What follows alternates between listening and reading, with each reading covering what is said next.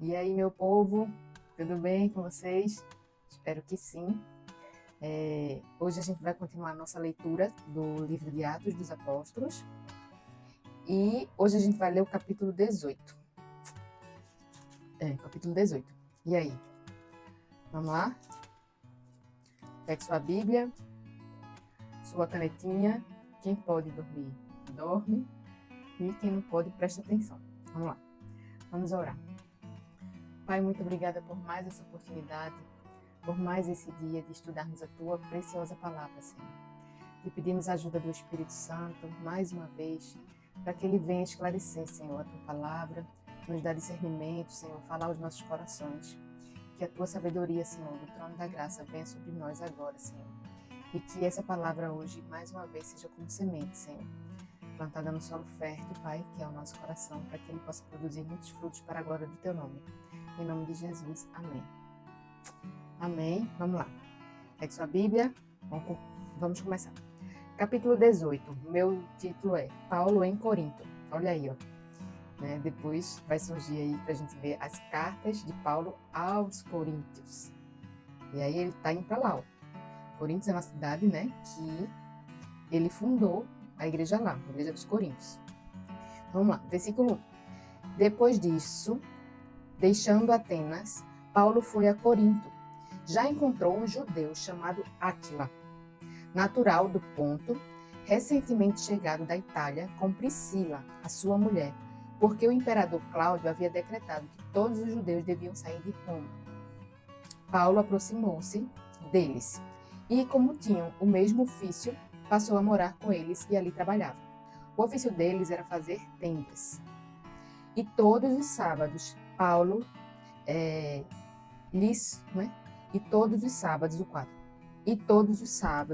Paulo falava na sinagoga, persuadindo tanto judeus quanto gregos. 5. Quando Silas e Timóteo chegaram da Macedônia, Paulo se entregou totalmente à palavra, testemunhando aos judeus que Jesus é o Cristo. Como eles se opuseram e blasfemaram, Paulo sacudiu as roupas e lhes disse: que o sangue de vocês caia sobre a cabeça de vocês. Eu estou limpo dele, e a partir de agora eu vou para os gentios. Então, muitas vezes a gente insiste com as pessoas que não querem ouvir o que a gente tem para falar. O próprio Jesus fala que a gente não deve jogar pérolas aos porcos. Então, o que significa isso? É quando você está falando de uma preciosidade, que é a palavra do Senhor, mas aquela pessoa ela não está dando valor. Ela não está entendendo, não está. Então, se você der uma pérola para o porco, ele vai mastigar, vai quebrar e vai comer, ele não vai saber o valor daquilo. Então, a gente tem que ter esse discernimento. A gente tenta falar, mas se a pessoa não quiser, a gente não tem mais nenhuma obrigação. Como Paulo falou, aquela responsabilidade já não é mais nossa. A palavra diz que não é por força nem por violência. Você tentou, ela não quer, então fica orando. É assim, 7. Saindo dali, entrou na casa de um homem chamado Tício, justo, que era temente a Deus. A casa dele ficava ao lado da sinagoga. Esse cara era temente a Deus, mas ele era gentil. Crispo, o chefe da sinagoga, creu no Senhor com toda a sua casa. Também muitos dos coríntios, ouvindo, creram e foram batizados. Então, Paulo falou para os judeus. Os judeus não quiseram acreditar na ressurreição. Ele lavou as mãos e foi para os gentios. Então a gente vê que Paulo ele foi levantado por Deus, porque Paulo ele tinha coragem de ir pregar para os gentios. Os judeus, não, os outros discípulos ficaram meio que acomodados para pregar entre o povo deles ali mesmo, mas Paulo não, Paulo foi mundo afora e meteu a cara aí para pregar para os gentios. 9. Certa noite Paulo teve uma visão em que o Senhor lhe disse: não tenha medo, pelo contrário, fale, não fique calado, porque eu estou com você e ninguém ousará lhe fazer mal, pois tenho muito povo nesta cidade. Aí é que Paulo vai começar a falar mesmo, depois de uma revelação dessa. Assim, Paulo permaneceu em Corinto 1 ano e 6 meses. Olha só, 1 ano e 6 meses ensinando entre eles a palavra de Deus. E durante esse tempo, realmente, o Senhor o guardou. 12. Quando Galho era procônsul da Acaia, os judeus, de comum acordo, se levantaram contra Paulo e o levaram ao tribunal, dizendo: este homem quer persuadir as pessoas a adorar a Deus de um modo contrário à lei. Se fosse de fato, quando Paulo ia falar, Galho, que era o procônsul, disse aos judeus: olha, se fosse de fato alguma injustiça ou crime de maior gravidade aos judeus, eu teria motivos para acolher a queixa que vocês estão fazendo. Mas como é uma questão de palavras, de nomes e da própria lei de vocês, resolvam isso vocês mesmos. Eu não quero ser juiz dessas coisas. E os expulsou do tribunal. Então todos agarraram Sóstenes, o chefe da sinagoga, e começaram a espancá-lo diante do tribunal. Galho, o procônsul, todavia, não se incomodava com essas coisas. Veja a omissão desse homem. Primeiro ele, não, vocês que resolvem isso daí, eu não quero julgar e tal, beleza. Mas ele vê o homem sendo espancado, procônsul, e virar as costas. Ah, omissão, hein? Paulo ficou ainda muitos dias em Corinto. Por fim, despedindo-se dos irmãos, navegou para a Síria, levando em sua companhia quem? Priscila e Áquila. Lembra do começo? Antes de embarcar, raspou a cabeça, Paulo, em Cencreia, porque tinha feito um voto. Quando chegaram a Éfeso, Paulo deixou ali Priscila e Áquila. Ele, porém, entrando na sinagoga, pregava aos judeus, sempre indo para as sinagogas primeiramente falar com os judeus. Pediram-lhe que ficasse mais algum tempo, mas Paulo não quis. Ao se despedir, disse: se Deus quiser, virei visitá-los outra vez. Então a gente viu aí Coríntios e agora Éfeso. Nós também vamos ver, né, lá na frente as cartas de Paulo aos Efésios.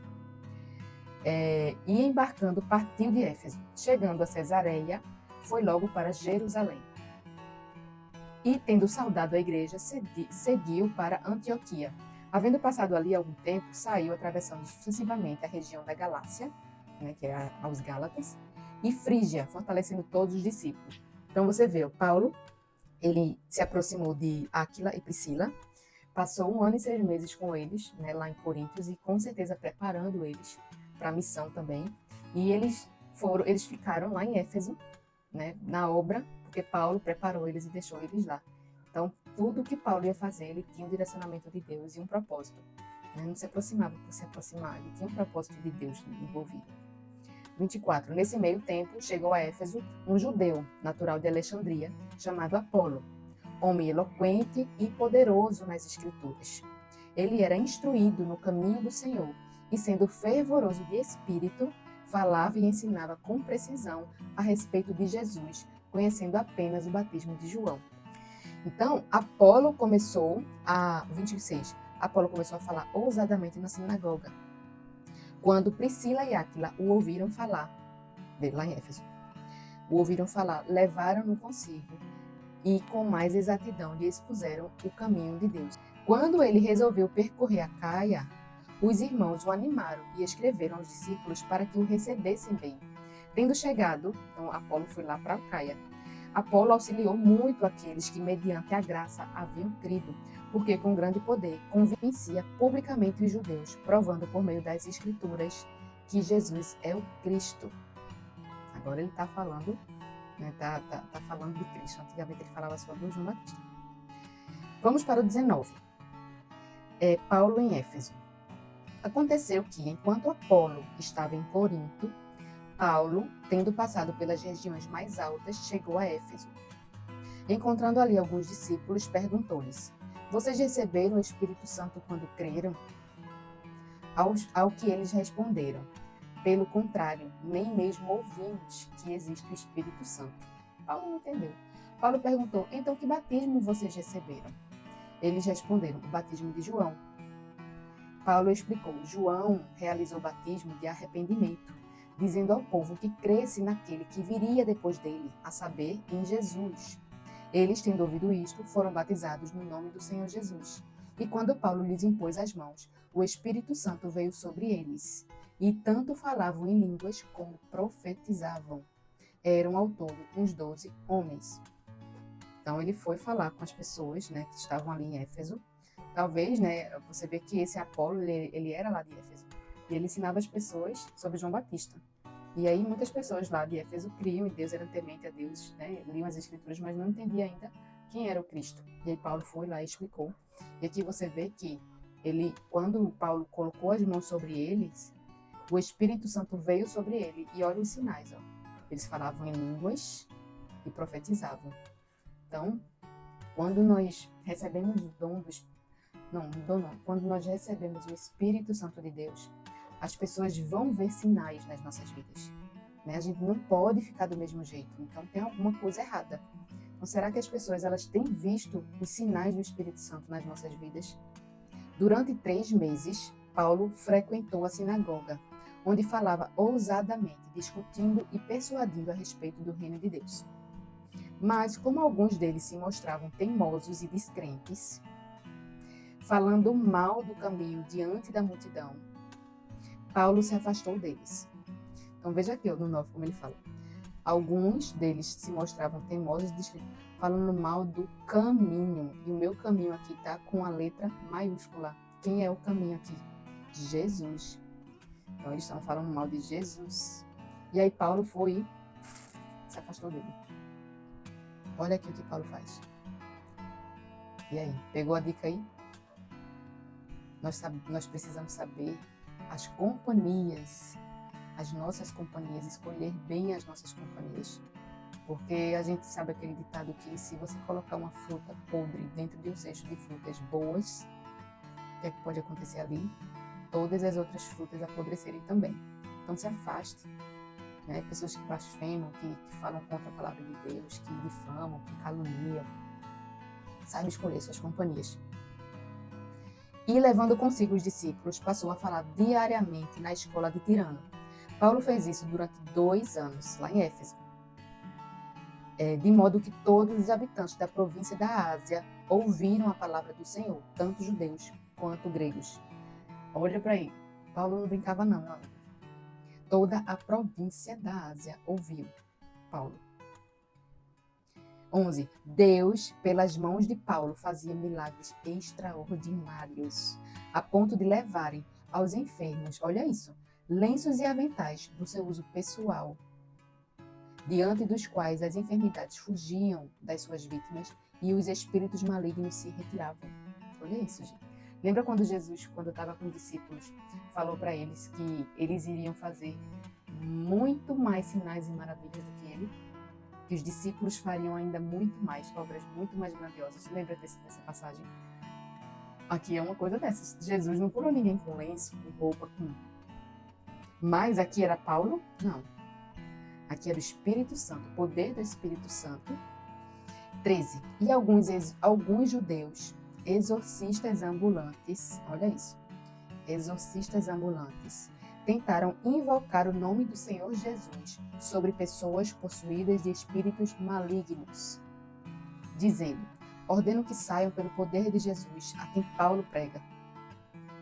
Os que faziam isto eram 7 filhos de um judeu chamado Seva, sumo sacerdote. Então eram filhos de um sumo sacerdote, veja isso. Mas o espírito maligno lhe respondeu: conheço Jesus e sei quem é Paulo, mas vocês quem são? E o possuído do espírito maligno saltou sobre eles, dominando a todos, de tal modo prevaleceu contra eles, que nus e feridos fugiram daquela casa. Olha isso, gente. Então, em primeiro lugar aqui, eram pessoas que não conheciam a Jesus, eram pessoas que não tinham intimidade com Jesus, e eles queriam se promover, eles queriam fama.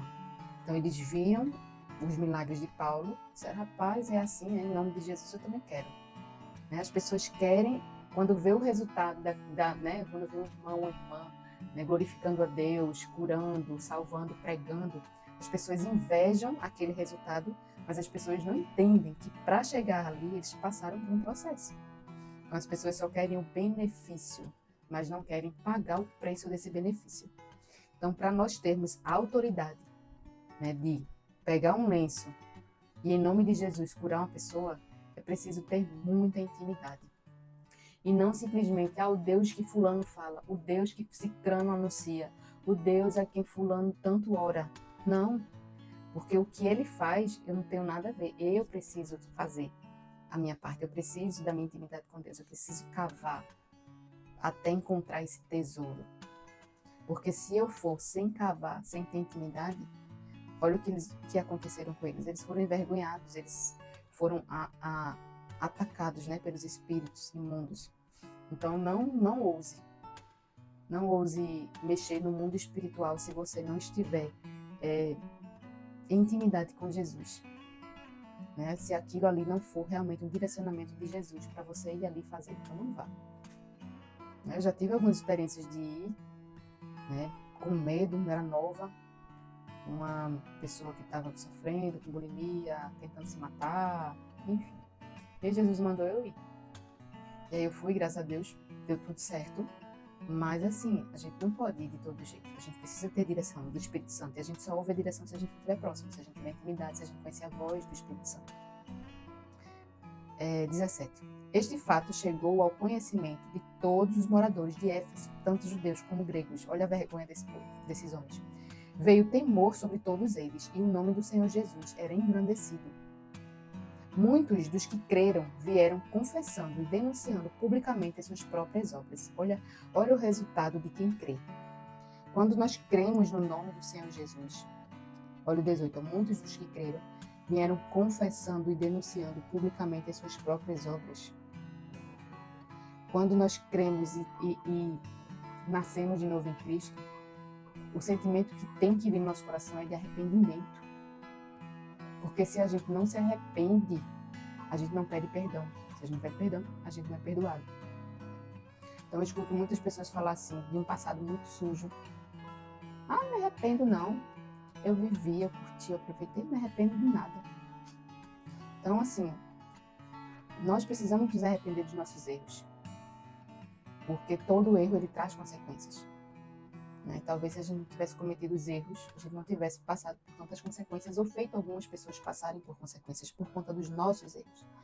Então, todo pecado que não é confessado, não é com arrependimento, ele não é perdoado. 19. Também muitos dos que haviam praticado magia, reunindo todos os seus livros, os queimaram diante de todos. Calculando o valor dos livros, verificaram que chegava a 50.000 denários. Assim, a palavra do Senhor crescia e prevalecia poderosamente. Então, as pessoas, quando encontram o verdadeiro motivo, né, a verdadeira razão da vida, que é Jesus Cristo, elas abrem mão de qualquer coisa. Elas abrem mão do seu passado, do seu conhecimento, da sua vida. Veja os discípulos, quando Jesus chamava, eles largavam tudo. O próprio Mateus lá, ele era cobrador de impostos, ele tinha uma vida muito boa, ganhava bem. Simplesmente ele largou tudo, porque ele descobriu a única coisa que importava para ele era Jesus. Então, quando a gente realmente conhece quem é Jesus, a gente não se apega a nada. Ah, porque eu não queria deixar isso. Ah, porque eu gosto disso. Ah, porque eu prefiro. Minha gente, é porque não entendeu ainda quem é Jesus. 21. Depois dessas coisas, Paulo resolveu, no seu espírito, ir a Jerusalém. Passando pela Macedônia e a Caia, ele dizia: depois de passar por Jerusalém, preciso ir também a Roma. Depois de tendo enviado a Macedônia 2 daqueles que o ajudavam, a saber, Timóteo e Erasto, permaneceu algum tempo na província da Ásia. Por esse tempo, 23, por esse tempo houve grande tumulto em Éfeso, por causa do caminho, mais uma vez aqui, ó, caminho, com letra maiúscula, Jesus. Pois um ourives, chamado Demétrio, que fazia modelos de prata do templo de Diana e que dava muito lucro aos artífices, convocando-os juntamente com outros do mesmo ofício, disse-lhes: Senhores, vocês sabem que a nossa prosperidade vem deste ofício. E agora vocês estão vendo e ouvindo que não só em Éfeso, mas em quase toda a província da Ásia, olha a palavra como se espalhou. Este Paulo tem persuadido e desencaminhado muita gente, glória a Deus, afirmando que os deuses feitos por mãos não são deuses de verdade. Não somente há o perigo de que o nosso negócio caia em descrédito, como também de que o próprio templo da grande deusa Diana seja considerado sem valor e que até venha a ser destruída a majestade daquela que toda a província da Ásia e o mundo adoram. Como é que uma majestade pode ser destruída? Tem que ser falso mesmo, né? Ouvindo isto, ficaram furiosos e começaram a gritar: Grande é a Diana dos Efésios! A confusão se espalhou pela cidade e todos juntos foram correndo para o teatro, arrastando consigo os macedônios Gaio, olha Gaio, coitado, e Aristarco, companheiros de Paulo. Quando Paulo quis apresentar-se ao povo, os discípulos não permitiram. Não, Paulo não vai proteger ele. Também algumas autoridades da província, que eram amigos de Paulo, mandaram um recado pedindo que ele não se arriscasse indo ao teatro.